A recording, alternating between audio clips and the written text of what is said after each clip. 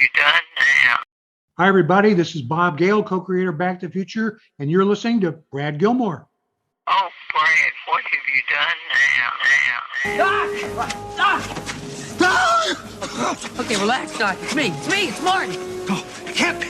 Just sent you back to the future. Yeah. Oh, I know you did send me back to the future, but I'm back. I'm back from the future. Great Scott.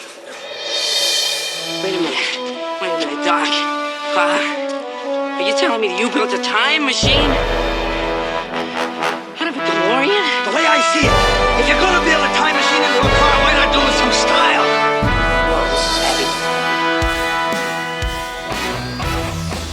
Hello, everybody, and welcome to Back to the Future, the podcast, the only podcast looking back in time at the greatest film trilogy of all time.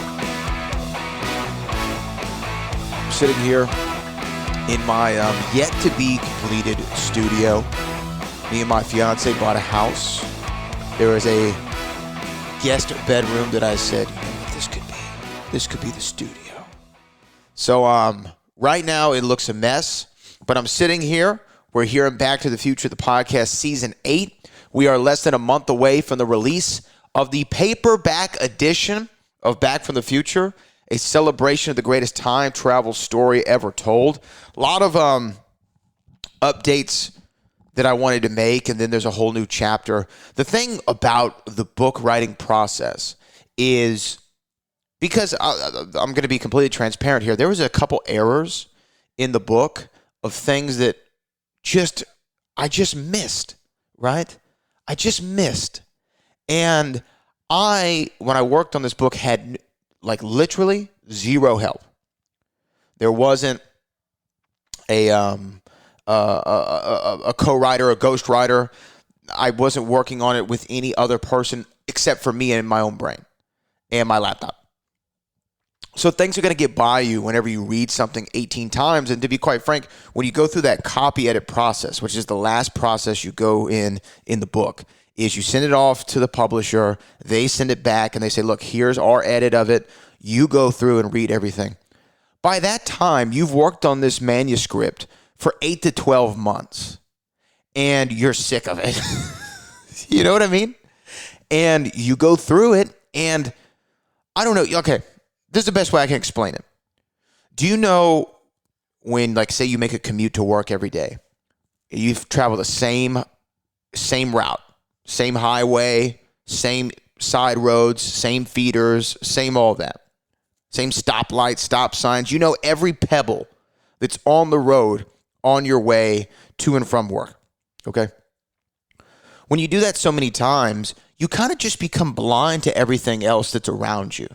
And you get that highway hypnosis to where all of a sudden you show up at your home and you're like, I don't even remember how I got here, right?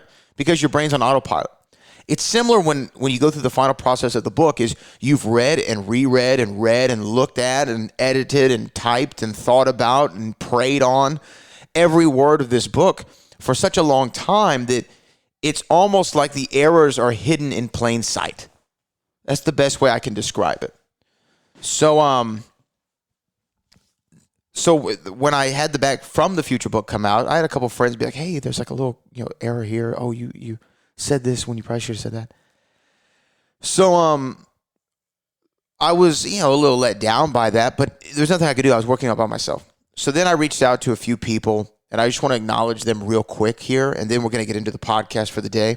But when I went back to the publisher and said, hey, I want to fix these things, and they said, hey, that's great because we want to do a paperback edition. We'll fix whatever little errors you have. We'll add a new chapter, and then we'll put it on paperback.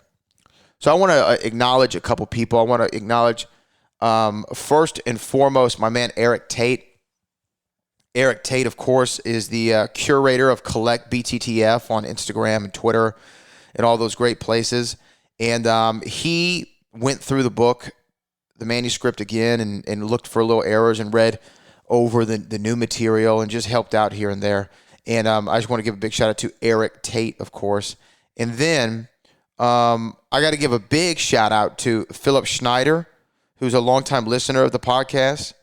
And Philip helped me, this is actually about a year ago, look at the initial edit of the Back from the Future book, and he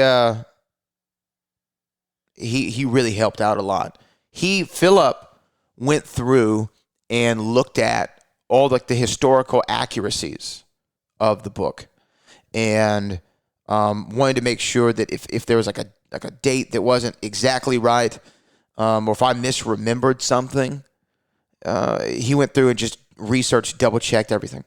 Also want to give a big shout-out to Aaron Peck. Aaron Peck is a guy who I had no idea who he was, never heard of him. And this is funny. I actually saw a user review of my book on some website where he talked about some of the grammatical and punctuation errors in the book. And he was like, this book was great, just the errors drove me a little crazy sometimes. And, I talked to an author friend of mine, and he said that every book has at least 20 errors in it. Every book. Even presidential memoirs have errors, right? I was just listening to John Moxley, who's a wrestler for All Elite Wrestling, AEW's AEW World Champion. He wrestled in WWE as Dean Ambrose. He was talking to Chris Jericho, a friend of the show, friend of the podcast. And Jericho and he were talking about publishing a book, and Moxley just released his new book, and he found an error or two in it, and it drove him crazy. So they're going to happen. But Aaron wrote this little review, and I found Aaron on social and reached out to him and said, hey, I'm cleaning up the book for a re-release. You want to help? And he said, sure.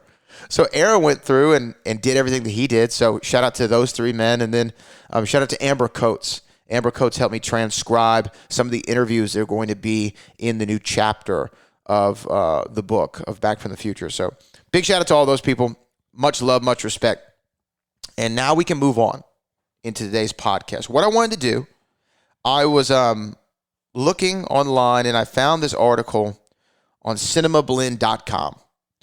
And it's about Back to the Future Part 2. And the name of the article is Back to the Future 2, 10, and they should say Part 2.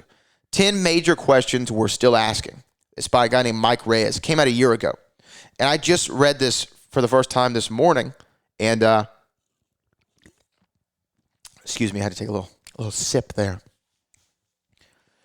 Reading through it this morning, and these were 10 questions that they had. And I thought, you know what, let's read these on the podcast, and let's talk through these. So let's read up this first part of the article. It says, many a sci-fi fan trace their basic understanding of time travel to the Back to the Future trilogy facts with a keen eye of how cause and effect can alter a timeline. There's bound to be questions hiding in plain sight, especially in the three legendary films that saw Michael J. Fox's Marty McFly and Christopher Lloyd's Dr. Emmett L. Brown ponder the biggest issues one could expect to run into. Tons of people have questioned the events of Back to the Future through such a critical lens, but not many have turned that sort of eye to its sequels. This is true as well.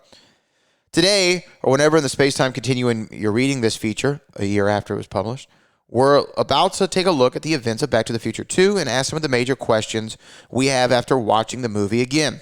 With this legendary sequel fresh in our minds, it's these issues that we're still scratching our heads over with the second in the series of serialized shenanigans. By the way, Mike Reyes, huge fan of your alliteration. I'm very pro-alliteration, as everybody knows. Okay, first question. Let's talk about this, pinheads. How does Biff Tannen know how to operate the DeLorean? While Doc Brown's DeLorean time machine isn't the most complicated piece of technology, there's still a bit of a process that goes into putting that baby into gear for time travel. Between needing to know how to enter the date on the keypad to requiring knowledge of how to engage both the hover converter and revving things up to 88 miles per hour, you really need to be familiar with how to operate this time machine before you go anywhere. So how did old Biff Tannen simply step into the DeLorean, take it to 1955 to change the future, and come back to 2015 with barely a thought? Okay, this is a great question. Let's think about it. I'll address the hover thing first, because if you look in 2015 Hill Valley, hover conversions are easily accessible. They can install them in any car, and I'm sure there's a uniformity to that, similar to an automatic or manual transmission. There's really only one way to operate one of those transmissions, right? You put it in gear and go. I'm sure it's a similarity in Hill Valley with the hover conversion. It's probably a uniform thing. Everyone knows how to do it. If you don't know how to do it, you're silly. Even an old man. Because even old Biff Tannen knew how to thumb $100, knew how to call a taxi, all these things, right? Okay. So that part I don't really care too much about. Now, the inner workings of the DeLorean. Okay. You can look at this a few ways. Biff, this version of Biff, did see a DeLorean time machine before. And we do not know what old Biff Tannen did between 1985 and 2015 as far as any kind of recon on Doc Brown. Now, when he sees the time machine in 2015, he says, Flying DeLorean, haven't seen that in 20 years. And then he's like, so Doc Brown invented a time machine. That's when he's putting the pieces of the puzzle together. If you look at the time circuits, it looks pretty simple as far as inputting where you are, where you are going, and where you've been, right? So I think Biff could even figure that out. Type in the numerical date and time you want to arrive in the past or whatever. The only other thing I can think of, so that addresses the hover conversion, that addresses how he inputted the time. I think those two things are pretty self-explanatory. The other part of getting to 88, making sure the time circuits are on. How could he have known? I don't think he could have. But let's think about it. If we got into it, we knew this was a time machine. We weren't sure how it operated. We figured out, okay, this is where you put the data in. This is where I'm going to go. It's a car. So you're assuming it needs to be in motion. This is just common logic. You're assuming it needs to be in motion in order to do what it's supposed to do. Cars have moving parts. They rev, they move, the pistons fire, things of this nature when you hit gas and all that stuff. So if I saw that time machine, I would think, okay, it's a car. I have to drive it. And our programming as human beings isn't to, well, when we want this to work, we want it to go slow. It needs to go fast enough to cause some sort of thing. So I would just assume that Biff probably got in it, got a clean runway of sky, and said, let me just put the pedal to this metal in the sun gun and see where it goes. And luckily, it hit 88, and he figured it out. And he just probably repeated it to come back. I think that we're giving him a lot in that, but I don't think that any of those were shock. Next question. Could Biff have stayed a good person if Doc never showed up again? The words Biff Tannen, a nice guy, never seemed to be good bedfellows, but by the end of Back to the Future, a humbled Biff, played by Tom Wilson, who, by the way, I was trying to bid on some of those Tom Wilson auctions on eBay. They were just too rich for my blood. Operates an auto detailing service. We're reminded of this fact at the beginning of Back to the Future Part 2, just as Biff sees Doc and his DeLorean show up to whisk Marty and Jennifer into 2015. It's only because of Biff Tannen remembering this event in 2015 that the central conflict in the sequel kicks off, which has us wondering, would Biff have remained meek and mild if Doc had either stayed home or was a bit more discreet in his time-traveling ways? Well,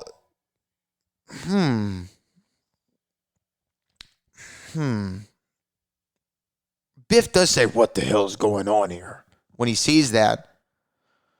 But that didn't indicate that he was turning evil. Right? That was just Biff being like, what the hell's going on here? So, I don't think that he changed into an evil person in that timeline of 1985. Now, in the alternate 1985, of course he was an evil person, but things changed in the past, which made him that way, not in the present of 1985. So Biff would have remained a nice guy no matter what. I don't really buy into that one. Sorry, what's his name? Mike Reyes. Okay, next one. What was Marty Sr. going to do that ended up getting himself fired? In Back to the Future 2, both Marty McFly and his son are primed to make horrific decisions that will crash their lives into a mountain of consequences. With Marty Jr. being enticed by Griff and Marty Sr. Finding his coworker Needles, played by Flea, as his tempter, these decisions would have landed the son in jail and the father in the unemployment line. While the son was spared from a particularly nasty rap for theft, Marty Sr. did the thing, got himself terminated. But what exactly was the business proposition that was that promised a killer payout? There's no way of really answering that, right? That's a question for Gale and Zemeckis. There's no way you can really answer that. We could have pondered it. Now, it seemed like some sort of embezzlement kind of thing, but that would have been a crime. It would have gotten you more than just fired. I don't know what it could have been, to be honest with you. Is anybody out there, any of you pinheads have an idea? If you do, tweet me at Brad Gilmore. Next one. Would Marty Jr. have recognized Doc? Marty McFly Jr. was supposed to be intercepted by Doc Brown in 2015 in Back to the Future Part 2, but as we see in the final chain of events, this never happened, which might have been a good thing, because if the two of them met, what would have happened? Would Marty Jr. have recognized Doc Brown from all the stories his father would have more than likely told him? Imagine what the dinner table would have been like later that night when Marty's kid is asking about that wild-eyed scientist he used to tell stories about. I'm sure at some point during Marty Jr.'s adolescence, the name Doc Brown was mentioned by his father. But it's not like today where you have this multitude of pictures just stored on your phone, right? And I say that because it's like, oh, you want to see my grandnephew? Here, let me show you on my phone. Pictures were different back in the day. I don't think that Marty really had too many pictures with Doc other than the iconic one in front of the clock tower, but that hadn't happened technically yet. It had happened, but it hadn't happened yet as far as the linear story of which we're watching. And in the timeline, it really hadn't happened yet, right? Yeah, no, it hadn't, because they haven't gone back to 1955 and then the DeLorean gets struck by lightning yet. So we don't know. Marty could have not had any photographical evidence of Doc Brown. And even if he did, what are the chances that Marty Jr. sees Doc Brown, who by this time, 30 years after 1985? Would Doc have been dead? Let's assume he's in his mid-40s at best in 1955, in his 70s and 85. Is there an age on Doc? Do we know this? Hold on. This is something I should know. How old is Doc Brown in Back to the Future? So, okay, we do know this from the games. So, yeah, in 85, he would have been 71. Okay, yeah, exactly. So, he was born 1931, according to the game and a novelization and an animation. Well, yeah, born in 31. So, and this is according Back to the Future, the game. In the novelization, it's different. In the animation series, it's different. So, in 1931, he's 17 in the game. He's 11 in the novel. He's 9 in the series. So, in 55, he's either 41, 35, or 33. Let's go with the novelist. No, let's go with the game, because that was Bob Gale. So, I'm going to go Bob Gale ages by the game, and it's the most recent incarnation of this. So, that means in 85, he's in his 70s. So, he's 71. He's not 101 years old in 2015. So, even if Marty Jr. had seen a picture of Doc, he's not thinking there's a 101-year-old man in 2015 running around who used to be his dad's friend back in the day. I think that, if anything, he's like, oh, it's like a interesting coincidence. This guy reminds me of the guy my dad used to say about. It's kind of the same thing that we talked about in the Calvin Klein Paradox last season or the season before last on the show. If you haven't listened to that episode with Ryan Parker, go check that out. Why is it okay to bring a hoverboard into the past but not the sports almanac? All of Back to the Future 2's time travel mayhem hinges on Marty McFly's purchase of Gray's Sports Almanac in the hopes of making some easy money on lucrative bets through time. Great idea, by the way.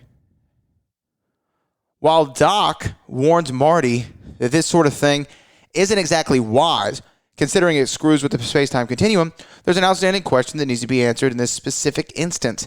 How does bringing a fully functioning Mattel hoverboard back from 2015, I've been moving stuff, make any more sense? Surely a completed piece of tech from the future would screw the timeline just as much as some ill-gotten wealth, right? No, not necessarily. Not necessarily. Because the reason the Sports Almanac threw everything into awry wasn't just simply because Marty bought it. Sure, that was the instance that then created all of the chaos, but really it hinged on what? Biff Tannen, old man Biff, getting the Sports Almanac and then going back to the past with it, right? And making all these bets. Now, who's to say that Marty doesn't go back, make some money, and then become an evil person like Biff? I don't think that it's in his character. I think money's similar to alcohol, right? It brings out who you really are when you have a lot of it. And I don't think Marty was an evil person. I think he wanted to live comfortably. Nothing wrong with that. Now, the hoverboard thing. Since Marty knows the ramifications of time travel, and he is aware that what the almanac ends up doing. But I think that because when does he bring it back? So they're in 2015, and they're in Hilldale. Jennifer passes out. They take it, and then they go back to the future right from there, right? So Marty might have brought it accidentally. Was there a purpose? There wasn't a purposeful reason that he brought it. I'm trying to remember off the top of my head. You would think I would know. I've seen this movie a billion times, wrote a book on it. But he doesn't bring it for any particular reason. He just happens to have it. So I think that Marty may have had the cognizant thought of, hey, I have this hoverboard. I'm not supposed to bring this back, even though it's already here. So let me make sure it doesn't get into the wrong hands, perhaps. Who knows? Next question. Did Doc and Marty's trip to 2015 cause Marty's accident in 1985 Prime? Okay, let's read this. This is interesting. Throughout the course of Back to the Future 2 and its sequel, Back to the Future 3, Marty's issues about being called chicken are dealt with through the past, present, and future timelines in the series. And if it wasn't for the lessons he learned, he would have gotten into a music career-ending accident with a Rolls Royce, which, come to think of it, is never mentioned prior to Back to the Future Part 2, which makes us wonder, did Doc's initial trip to 2015 accidentally put Marty on the road that would have led to a busted hand and a wedding at the Chapel of Love? No, absolutely not. This was always going to happen. The Rolls Royce thing was always going to happen. Now, we don't hear about it in Back to the Future Part 1, but we also don't hear about Marty being called a chicken in Back to the Future Part 1. That's introduced in 2 and 3 to give Marty some sort of character, more of a character arc. Now, if you listen to my theory about Marty's change that I did on one of the seasons prior, or you listen to my interview with Bob Gale where I ask him the question, what is Marty's change in Back to the Future Part 1? Because every character needs an arc and some sort of completion of their story. The change in Back to the Future Part 1 is he gets over his fear of rejection. The same fear that was inherited through his father. So by proxy of his father getting over it, Marty then, through the space-time continuum and seeing it for his own eyes, gets over his fear of rejection. So we didn't know that Marty had this hothead until Back to the Future Part 2. So I think it was just introduced and we heard about this story. You're not going to hear about every significant event of somebody's life in Back to the Future Part 1. So, no, Doc did not cause Marty's accident. And then I think we have a couple more here. Next one. Why is Doc Brown so obsessed with changing the future now? In Back to the Future, Marty tried to prevent Doc Brown's death by giving him a letter about his own future demise. The man swears up and down that he won't read the letter from his young companion, but does it anyway and has spared a horrific death. Could this have turned the scientifically minded, usually careful Doc into a reckless time bandit? The Doc at the beginning of Back to the Future would have never let Marty sniff the future, much less interact with it, and now he's drafting him back to course correct his entire family. Did Marty break Doc? I think that Doc may have realized, hey, okay, I read this letter. Only thing that it did was save my life, which is a big deal. And when Doc travels 30 years into the future just to see what's going on, and he sees that Marty's life is now in shambles and he has an opportunity to save it, I think it's just returning the favor. I don't think Doc is obsessed with changing the future. I think that he's helping his buddy out. No big deal. What was the hard way of dealing with the intruders according to Biff's thugs? One of Back to the Future 2's funniest gags comes when Biff's thugs were threatened Marty McFly with the easy way or the hard way. When it comes to subduing him, the easy way, funny enough, is clubbing Marty in the back of the head with a blackjack and shipping him to the good old 27th floor. The more times we hear that line, the more we feel like asking someone what exactly was the hard way and how illegal is it in the world of Biff Tannen's ascent in alternate 1985. I think the hard way was probably just beating the ever-loving hell out of him. Or that wasn't the easy way. Oh, Brad, what have you done? I know that there's like, we could do this the easy way or the hard way. Bam! And then you hear the easy way, right? Now that could have been telling us that that's the easy way, or that could have been Marty's subconscious thought as he's waking up on the 27th floor of, God, I should have done this the easy way. I should have just gone right upstairs. So I think that's perspective. What if that line, the easy way, means that was the easy way that we saw, or that was Marty's reflecting on, I should have taken the easy way. The hard way, if that was the easy way, I guess would have been beating the hell out of him. How bad of a kid was Marty in alternate 1985? Let's be honest, the entire alternate 1985 scenario from Back to the Future 2 leaves a lot of questions in its wake. While it's only a short segment of the entire film, it doesn't change the fact that the tangent timeline is rich for asking right questions. One of which has to deal with the fact that the alternate Biff mentions the oh so subtly that apparently Marty has a habit of getting kicked out of boarding schools. So how bad of a kid was alternate 1985 in order to get bounced from fancy to fancy school? Well, I don't think that Marty was a bad kid. I think he was a trouble kid. His father was murdered when he's a teen, and now his mom is married to this evil dude. He's got problems. He's not a bad kid. Terrible way of phrasing that. He's troubled. He's challenged. He has issues he's trying to deal with. Probably doesn't really respect any authority figure, i.e. a teacher. Therefore, gets kicked out of schools. Easy. Who kills alternate 1985's Biff? Oh, great question. Our last two questions are major ones, especially when it comes to hardcore sci-fi fans. As died in the wool, Back to the Future Part 2 fans will tell you there's an infamous deleted scene where old Biff returns to 2015, only to fade away into obscurity. It's the reason why he's doubled over in pain when he returns from the DeLorean, but the final shot of Biff's disappearing was trashed in the final edit. With that moment still lodged in our minds after numerous sessions with deleted scenes, we're stuck wondering who killed Biff Tannen. Yeah, the suspect list is long, but it makes it all the more interesting to ask. We've talked about this on this show, Good Cut, Bad Cut from Season 2, talking about Old Man Biff, did a special podcast on Old Man Biff with Kasim Gaines, and then played on this show the chapter I wrote about Old Man Biff. We know what happens with that, so go check those out if you haven't. Last one. This is weird. Is Back to the Future's alternate 1985 set in the Watchmen universe? The final question, Back to the Future 2, is a fresh one, and you can blame HBO's hit series based off the Watchmen universe for its inspiration. In 1985A, Marty reads a newspaper, amongst other things, that talks about Richard Nixon seeking a fifth term of office. The last time we saw that sort of history play out, we'd won Vietnam because of Dr. Manhattan, so time travel doesn't feel totally out of place for this hypothetical overlap. This doesn't begin to cover the numerous questions that would still be asked about Back to the Future Part 2, as well as what we could go on to discuss in references to Back to the Future Part 3's conclusion to the series. But for now, we'll stay in the here and now with these major queries outstanding and just wait for answers. Okay. No. It's not set in the Watchmen universe. Although the Nixon thing is funny. Because Richard Nixon is still president in the 1980s in the Watchmen movie. I don't know a lot about the Watchmen universe. I didn't see the HBO show. But I think that's a happy coincidence at best. So that was Cinema Blend. That was their article about the 10 questions that we still have from Back to the Future Part 2. I think that we answered all of them.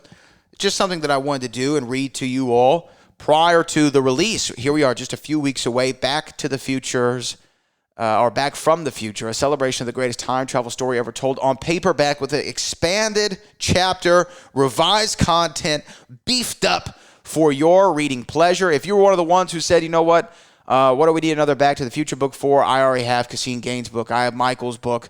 I have this one. I have Ian Desher's book. I have all these ones. This is a fun one, I promise you. Don't miss out on the paperback version. Back from the Future, a celebration of the greatest time travel story ever told. Released December the 2nd. No, December the 3rd. Excuse me. December the 3rd, right? Hold on, let's make sure. I'm traveling to LA December the 2nd, so this is why I think it is December 2nd. I should know this. Back from the Future. I have to go to Amazon to get answers about my own stuff. This is where we are in the world. December 2nd. Yeah, okay, I was right. December 2nd comes out. Make sure you pre-order right now. Get that pre-order price guarantee and have it delivered to you the day that it arrives in beautiful paperback form. My first book. I have a second book coming out. You'll hear more about that later. But until then, this has been a fun show. We'll be back here soon with another episode of Season 8 of Back to the Future, the podcast. Have some cool guests planned out. Hopefully, we can arrange schedules. Go listen to James Tolkien. Listen to Michael Waldron and anybody else I have coming up on this incredible podcast, the only podcast looking back in time with the greatest film trilogy of all time, Back to the Future.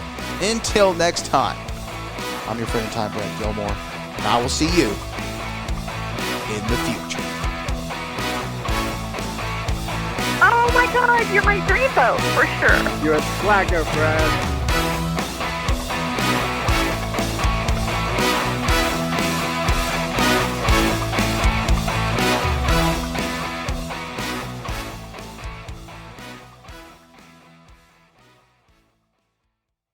Oh, Brad, what have you done now?